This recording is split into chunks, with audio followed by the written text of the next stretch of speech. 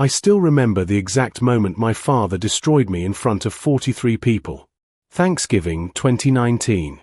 Aunt Carol's dining room in Atlanta, packed wall-to-wall with family I barely saw except holidays. I was 22, fresh out of Morehouse, excited about my custom clothing line I'd been building from my apartment. Collins finally got himself a real job yet? Uncle Lion asked, cutting into his turkey.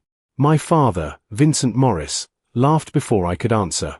That deep, mocking laugh that made everyone turn. Real job? Boys playing dress-up in his apartment, sewing little patches on jackets, calling himself a businessman. The room went quiet. My mother touched his arm. Vincent. Nah, Diane, let's be honest. I worked 30 years at the auto plant so my son could get an education, and what's he doing? Running a little cloth business on Instagram. He emphasized little cloth businesses like it was the punchline to a joke. Living off those unemployment checks, wasting that degree. My cousin Trey smirked into his napkin. My grandmother looked at me with pity. I've made $8,000 in 6 months, Dad, I said quietly. 8,000. He slapped the table. Son, I make that in 6 weeks. When you're ready to grow up, come talk to me about real work. I left before dessert.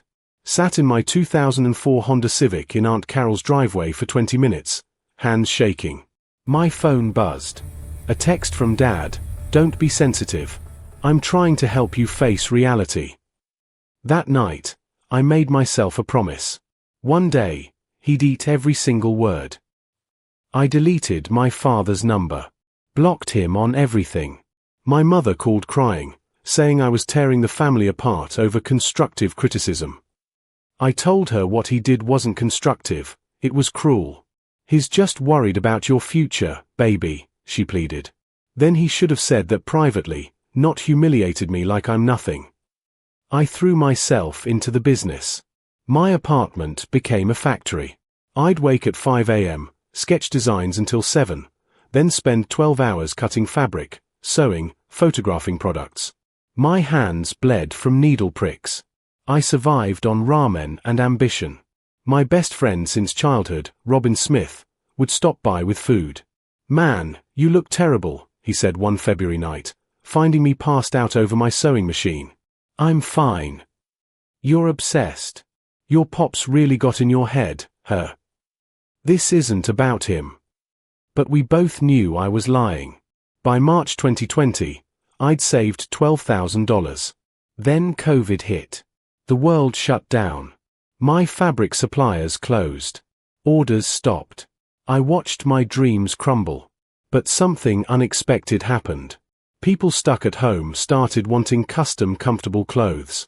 My hoodies and joggers with unique African pattern accents became perfect for quarantine. I pivoted everything to loungewear. Sales exploded. April brought $20,000 in revenue. May, $35,000. June, $52,000. I hired my first employee, my neighbor Kenya Jackson, who'd lost her retail job. Then another. Then 3 more. My mother kept calling. Your father asks about you. I don't care. Collins, this hate isn't healthy. It's not hate, Mama. It's focus. By December 2020, I'd moved out of my apartment into a small warehouse space in Decatur. Revenue hit $90,000 in a single month. I had 15 employees. Major influencers were wearing my pieces. The little cloth business had become Morris Collective, and we were trending. Robin became my business partner, handling operations while I focused on design. We worked 20-hour days, building something real. Something undeniable. Yo, Beyonce stylist just DM'd us. Robin showed me his phone one January morning. My hands trembled reading the message. They wanted custom pieces for a photo shoot. This was the break I dreamed about. We delivered 12 pieces. 2 weeks later, Beyonce wore my jacket on Instagram. 22 million people saw it. Our website crashed from traffic. Orders flooded in faster than we could process them.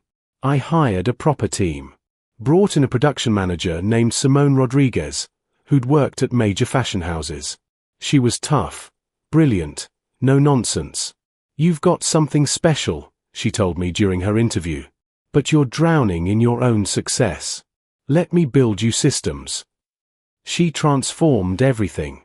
Proper inventory management, quality control, scalable production processes. By summer 2021, we were doing $500,000 in monthly revenue.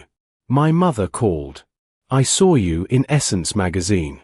Baby, I'm so proud." "Thanks, Mama."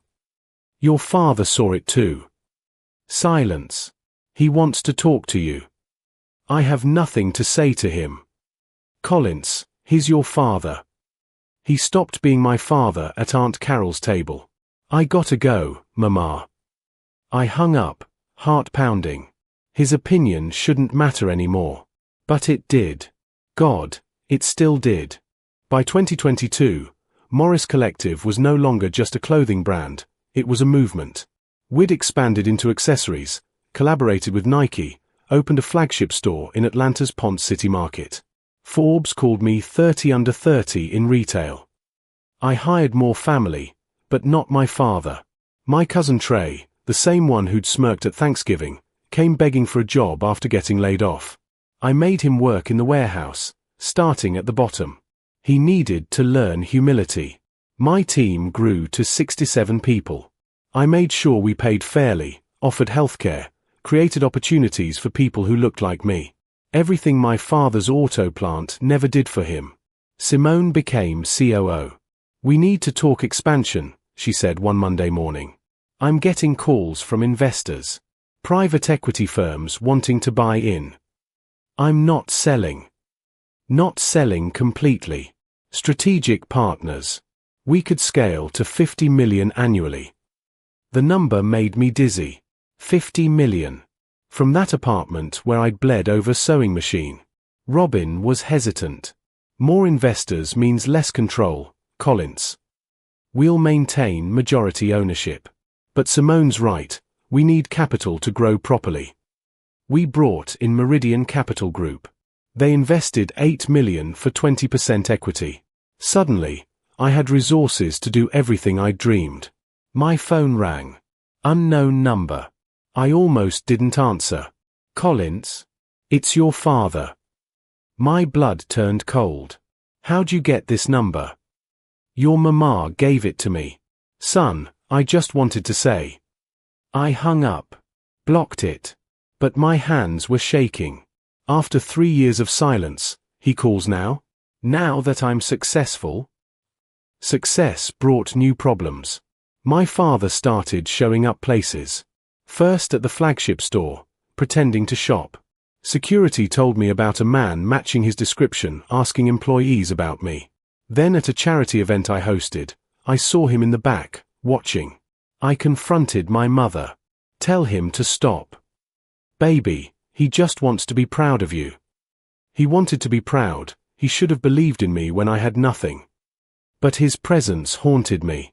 I'd be in meetings and wonder if he was outside.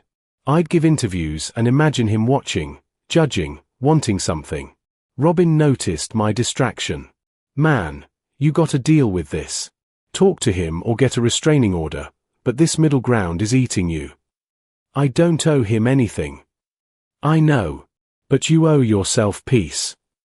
Kenya, now my production director, agreed. My father was similar. Never believed in me. I had to forgive him for my own sanity, not his. I don't want to forgive him. Then don't. But acknowledge he exists before this consumes you. In May 2023, we launched in 50 Nordstrom stores nationwide. Revenue hit 35 million annually. I bought my mother a house, made sure the deed was only in her name. She cried when I handed her the keys. "You did it, baby. You really did it." "We did it, Mama. You believed when no one else did. Your father believes now too. That's different than believing in me from the start." She looked sad but said nothing. The next day, my father left flowers at my office. No card, but I knew they were from him. I threw them away. October 2023 brought devastating news. My father got laid off from the auto plant. 32 years of service, and they cut him in a restructuring. My mother called, voice heavy with worry. They're offering him a terrible severance. Collins. He's 57. Who's gonna hire him now? That's not my problem.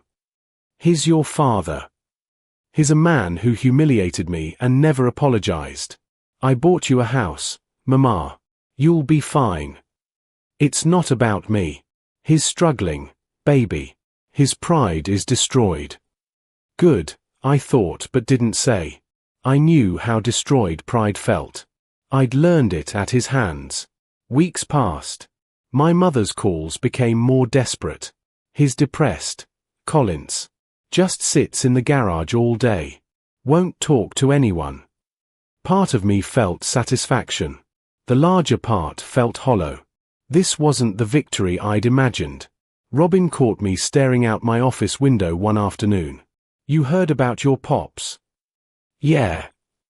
How you feeling? I don't know, man. I thought I'd feel triumphant. But I just feel empty. That's called being human. Revenge doesn't satisfy like we think it will. This isn't revenge. It's consequences. Is it though? Or are you just hurt and calling it justice? His words sat heavy. Before I could respond, my assistant buzzed. Mr. Morris, there's a Vincent Morris in the lobby asking to see you. My heart stopped. Tell security to escort him out. He's not causing problems. He's just sitting there. Been here 2 hours. I looked at Robin. He nodded toward the door. Maybe it's time. I made him wait another hour. Petty? Absolutely. But he'd made me wait 3 years for acknowledgement. 60 minutes was nothing. When I finally went to the lobby, I barely recognized him. The Vincent Morris who'd laughed at Thanksgiving had been robust, confident, larger than life. This man was smaller somehow. Grey hair, slumped shoulders, wearing a suit too big for his frame. He stood when he saw me. Collins. You need to leave. Please. Just 5 minutes. Every employee in the lobby was watching. I didn't want this spectacle. My office. 5 minutes. We rode the elevator in silence. I'd imagined this moment 1,000 times. In my fantasies, I was cold, powerful, dismissive. But seeing him diminished made me feel nothing like I'd expected. My office overlooked the Atlanta skyline. Photos of Beyonce, Serena Williams, and other celebrities wearing my designs lined the walls. My father took it all in, and I watched his face crumble with realization. You really did it, he whispered. You had 5 minutes. For now. He flinched. I know I don't deserve your time. I know I was wrong. Collins. What I said at Thanksgiving. What you said. Dad, you didn't just say something. You humiliated me. Made me feel worthless in front of everyone I loved. I was scared. Scared? Of what? Of you failing. Of watching my son struggle like I did. I worked that plant for 32 years, broke my body, and I just wanted security for you. When you chose this uncertain path, I panicked. So you decided to destroy me instead of support me. I thought I was giving you tough love. Reality. I was wrong, son. I was so wrong. My father wiped his eyes. I'd never seen him cry. I lost my job, Collins. After 32 years, they just cut me. Like I was nothing.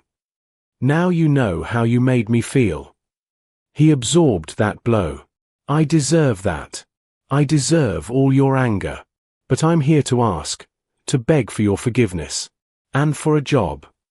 There it was. The real reason. Not genuine remorse, desperation. A job. You've got to be kidding me. I'm 57 with a high school diploma. No one's hiring. I've applied to 73 places. I can work warehouse, shipping, anything. I'm not asking for special treatment because I'm your father.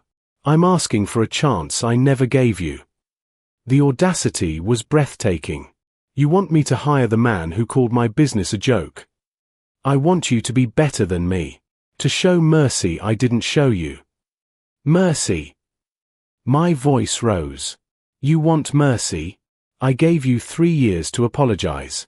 3 years to acknowledge you were wrong. You only show up now because you need something. That's not true. Really? Where were you when Forbes featured me? When I opened the flagship store?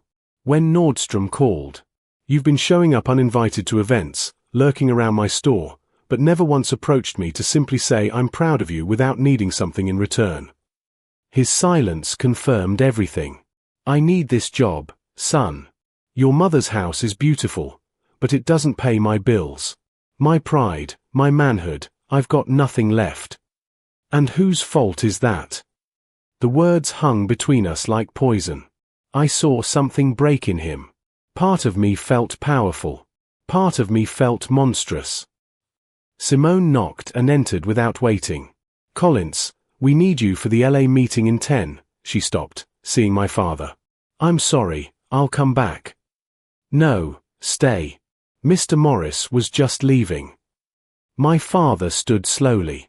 Please, Collins. I'm begging you. I'll start at minimum wage. I'll work night shifts. Anything. Simone's eyes widened slightly. She knew the history. Everyone did. Simone, what's our warehouse starting pay? I asked. $18 an hour. Full benefits after 90 days. I looked at my father. You'd take 18 an hour after making 28 at the plant. I'd take anything. No, you wouldn't. You'd take anything now because you're desperate. But the moment you got stable, you'd resent me for it. You'd resent working for your son, taking orders from people younger than you. You'd poison my company culture. I wouldn't. You would. Because that's who you are. A man whose ego matters more than his relationships. I moved to the door. Security will escort you out. Collins, please.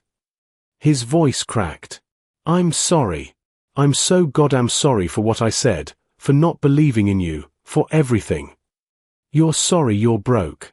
There's a difference. I left him in my office and walked to the LA video call. My hands were shaking. Simone followed. That was brutal, she said quietly. Was I wrong? No. But was it right? The question haunted me through the entire meeting. I couldn't focus. My triumph felt hollow. Robin noticed. You good? I sent him away. How do you feel? I don't know. 3 days later, my mother stopped calling. That scared me more than her constant calls ever had. I drove to the house I'd bought her, the first time visiting since the keys. She answered the door, face drawn. Your father's in the hospital. My stomach dropped. What happened? Anxiety attack. Thought it was a heart attack. He's okay physically, but Collins, he's not okay. Mama, don't put this on me. I'm not. I'm just telling you what's happening. He sits in the garage, staring at nothing. Won't eat. Your rejection broke something in him. My rejection? What about his rejection of me? I know, baby. I'm not saying you're wrong. I'm saying 2 wrongs don't make a right, they just make 2 broken men. I visited him anyway, against my better judgment. He was in room 437, looking smaller than ever in the hospital bed. He saw me and tears just fell. I don't deserve you coming here. No, you don't. We sat in silence. Finally, he spoke. I was jealous, Collins. Seeing you brave enough to chase your dreams when I never was. I worked that plant because it was safe, because I was terrified of failing. And watching you risk everything made me confront my own cowardice. This was new. Real. So you tried to tear me down. I tried to make you as scared as I was. If you failed, I'd be right. If you succeeded, I'd be proven a coward. Either way, I lost. And I deserved to lose. You could have just supported me. I know that now. I left the hospital with a proposal forming. I called Robin, Simone, and Kenya to my office the next morning. I want to hire my father. But with conditions. Robin leaned back. I knew you would eventually. He starts in the warehouse. 18 an hour, like everyone else. No special treatment. If he's late once, he's fired. If he complains about taking orders from younger people, he's fired. If anyone hears him talking negatively about the company or me, he's fired. He gets 90 days to prove he can work with humility. Kenya nodded. That's fair. But can you handle having him here? I don't know. That's why I need you three as checks. If this affects my leadership, call it. If he's toxic to culture, you fire him. I won't be able to objectively. Simone spoke carefully. What's the real goal here, Collins? Redemption for him or healing for you? Honestly, I want him to understand what he almost destroyed. I want him to see the employees he mocked me about leading. I want him to feel the weight of what belief could have meant versus what doubt cost. That's revenge, not healing, Robin said. Maybe. But it's also a chance. If he can humble himself, really change, maybe we both get something from this. I called my father that evening. You've got a job. Warehouse. 18 an hour. You start Monday at 6 a.m. One strike and you're done. Silence. Then sobbing. Thank you, son. Thank you. Don't thank me yet. This isn't mercy. It's a test. Pass it or prove me right about who you are. I hung up feeling no triumph, only exhaustion. Was I doing this for the right reasons? I genuinely didn't know. My father's first day, I watched from the mezzanine office. He showed up 15 minutes early, stood awkwardly until his supervisor, a 23-year-old named Deshawn, gave him instructions. I saw my father's jaw tighten when Deshawn told him to reorganize a shipment he'd stacked wrong. He's struggling, Kenya said beside me. Good. Collins. What? You want me to feel sorry for him? He's doing basic warehouse work, something thousands of people do with dignity every day. If his ego can't handle it, that's his problem. But watching was harder than I'd admitted. By lunch, he was slow, clearly exhausted. Other workers helped him, not knowing who he was. I'd kept our relationship quiet. Week 2, I heard reports. The new guy Vincent? He's really trying, but he's slow, Deshawn told Simone. Should we let him go? Give him the full 90 days, she said. Week 4, my father made his first mistake, dropped a box of custom leather jackets, damaging 3. Policy said termination. I stood in Simone's office, the incident report in hand. Your call, she said. I thought about Thanksgiving. About little cloth business. About years of doubt. He pays for the damaged inventory out of his check. Installments, not all at once. And a written warning. That's more generous than you'd be with anyone else. Or exactly as fair as I'd be with anyone who's trying hard but made an honest mistake. I didn't tell her the damaged jackets cost $1,200, almost 2 weeks of his pay. But I didn't fire him either. Maybe Robin was right. Maybe I was looking for healing, not revenge, and didn't know how to admit it. 3 months later, my father completed his probation. Deshawn's review was simple: hardest worker I've got. Slow sometimes, but never complains, stays late, helps everyone. I called my father to my office. He came in nervous, still wearing his warehouse uniform. You passed probation. We're moving you to full-time, with benefits. His relief was visible. Thank you, Collins. I'm also promoting you. He blinked. What? Mentor Program Coordinator. We're expanding hiring for second-chance employees, formerly incarcerated, older workers who've been discarded. You'll interview, train, and support them. Salary, $45,000. You start next month. He sat down heavily. Why? After everything. Because in 3 months, you showed me something I needed to see. You can change. You did the work, kept your mouth shut, checked your ego. That's worth building on. I paused. And because I don't want to be the man who kicks people when they're down. Even when they deserve it. I did deserve it. Yeah. But I deserve better than carrying that anger forever. This doesn't erase what you did. We're not suddenly good. But we can build something new if you keep showing up like you did in that warehouse. My father cried. I'm proud of you, son. Not because you're successful, because you're a better man than I raised you to be. Mama raised me. You just showed me who not to become. He absorbed that. Fair enough. I'll earn better than that assessment. I promise.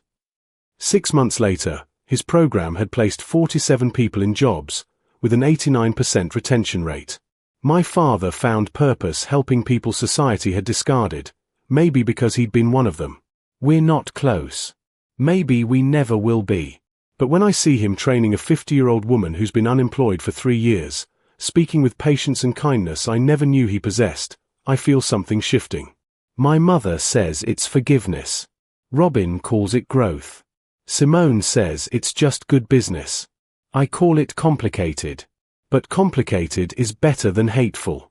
And growth is better than revenge.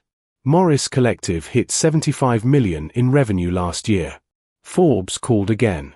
This time, my father was in the photo with me and the team, in the back, smiling quietly. The caption read, "A family business built on second chances." That Thanksgiving, at Aunt Carol's, Uncle Lionel asked about the business. Before I could answer, my father spoke. My son built an empire while I doubted him. Best thing I ever did was get out of his way. Worst thing I ever did was not believe from the start. The room went silent. Then my father looked at me. But he gave me a second chance anyway. That's the real success story. I didn't respond. But I didn't leave before dessert this time. That felt like progress. Only the haters and trolls who side with people like Vincent before his change won't subscribe. If you can't stand people who tear others down instead of building them up, comment everyone deserves respect. Let me know if you think Collins did the right thing. And smash that like button if you believe in the power of growth over grudges.